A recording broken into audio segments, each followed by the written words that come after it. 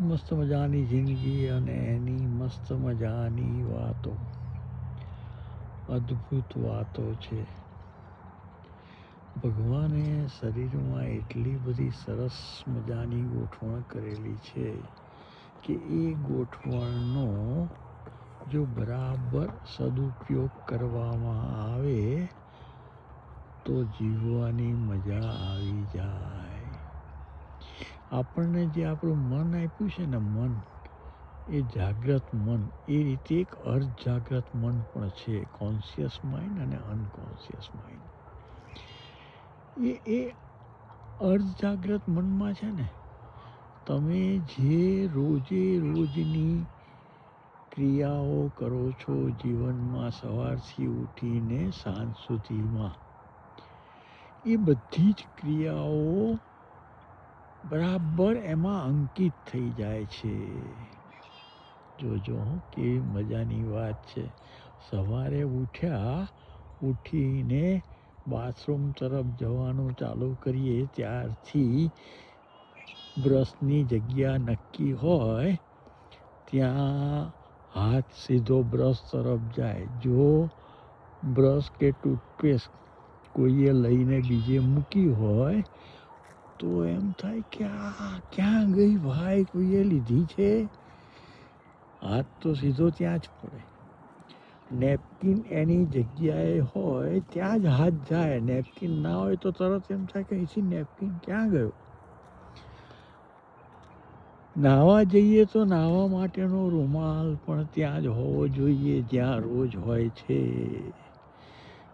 બધી જ વાત અંદર અંકિત થઈ ગઈ છે. એ પ્રમાણે થઈ ગઈ છે કે તમે આંખો બંધ હોય ને તો પણ તમને ખબર પડે કે આ વસ્તુ અહીંયા જ હશે અને તમે એ તરફ જ દોરવા આવો.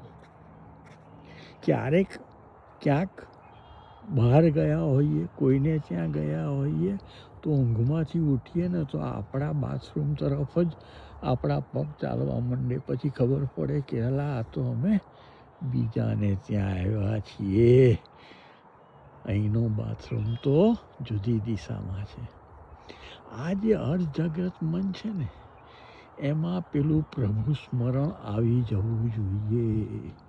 સ્મરણ એટલી સરસ રીતે કરવાનું છે, એટલું નિયમિત કરવાનું છે કે એ સ્મરણ અર્ધ જાગ્રત મનમાં આવી જાય.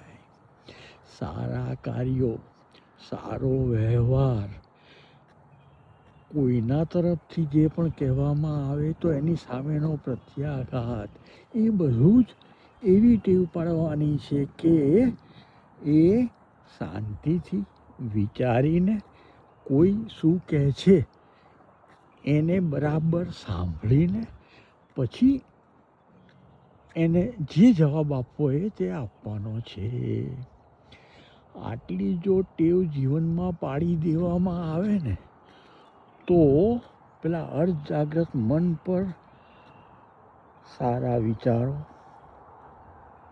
સારો વ્યવહાર, પ્રભુ સ્મરણ, બધું જ જ્યારે જીવનમાં જે પરિસ્થિતિ આવે તે પરિસ્થિતિમાં એ અર્ધ જાગ્રત મન તમને પૂરેપૂરું ઉપયોગી થઈ શકે. નાની નાની વાતો છે પણ આટલું જો કરી લઈએ ને તો જીવવાની મજા આવી જાય.